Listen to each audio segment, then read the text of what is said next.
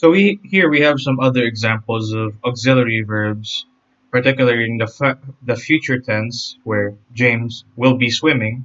So James hasn't begun swimming yet, but he will be. And here we have past perfect and future perfect tenses.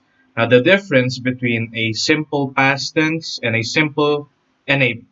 past perfect tense is that past perfect tenses are usually used to help refer to an object that has occurred before another thing has occurred. So here, James has been swimming in the pool. So it'd be better to say it's a better example if we put another past tense here. So James has been swimming in the pool before he left. So here we have has been and left. So has been swimming. So the swimming happened before he performed the other action, which is leaving. And the same applies to future perfect.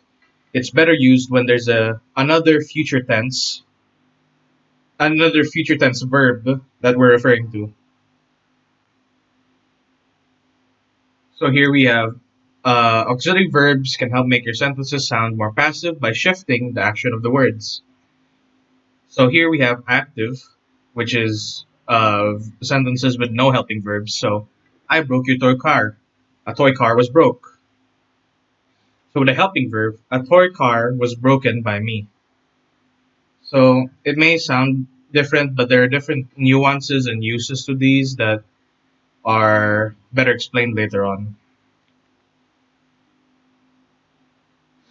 So here's another example of auxiliary verbs used for moods. So they can make they can turn your sentences into a question. So did you remember to bring your PE uniform, or will you marry me?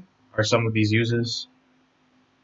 So now we have modal verbs. These are a type of auxiliary verbs that help show the actions necessity, possibility, intention, and ability. So here's some examples of these. So necessity, we must work together. We're showing the need for something. So here, must. So it needs to happen. In another use, we have possibilities where we may work together.